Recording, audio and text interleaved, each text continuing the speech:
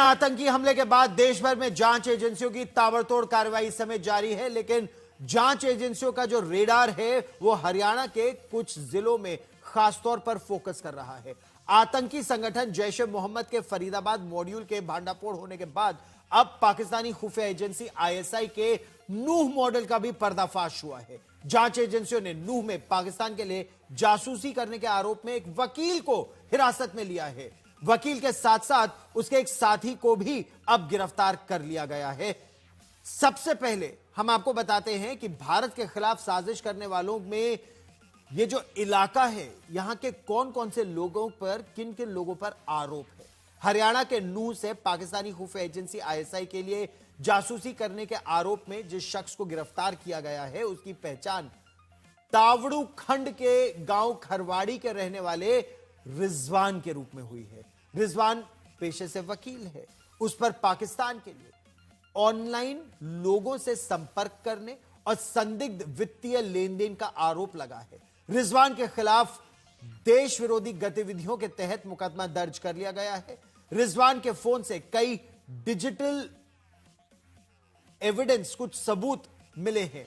वहीं जांच एजेंसियों ने नूह से रिजवान के दोस्त मुशर्रफ उर्फ परवेज को भी पूछताछ के लिए हिरासत में ले लिया है।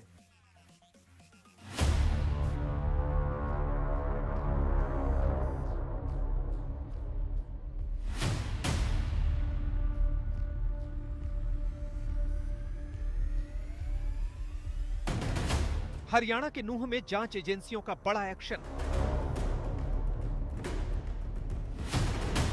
पाकिस्तान के लिए जासूसी करने के आरोप में एक शख्स गिरफ्तार।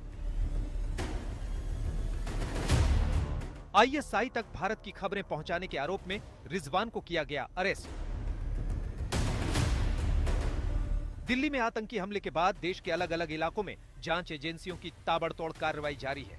नूह के तावड़ू खंड के गांव खरखड़ी के रहने वाले वकील को जांच एजेंसियों ने गिरफ्तार किया है। गिरफ्तार किए गए शख्स की पहचान रिजवान पुत्र जुबेर के रूप में हुई है। वो तावड़ू खंड के खरखड़ी का रहने वाला है। वो पेशे से वकील है और उसको 26 नवंबर 2025 को हिरासत में लिया गया। नूह से गिरफ्तार किए गए रिजवान पर कई दिनों से नजर रखी जा रही थी। उसकी गतिविधियों पर जांच एजेंसियों की नजर थी, जिसके बाद ये कार्रवाई की गई।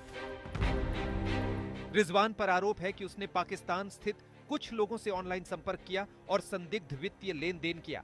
रिजवान के मोबाइल में व्हाट्सएप चैट, कॉल डिटेल समेत कई डिजिटल सबूत मिले, जिनके आधार पर उसे हिरासत में लिया गया।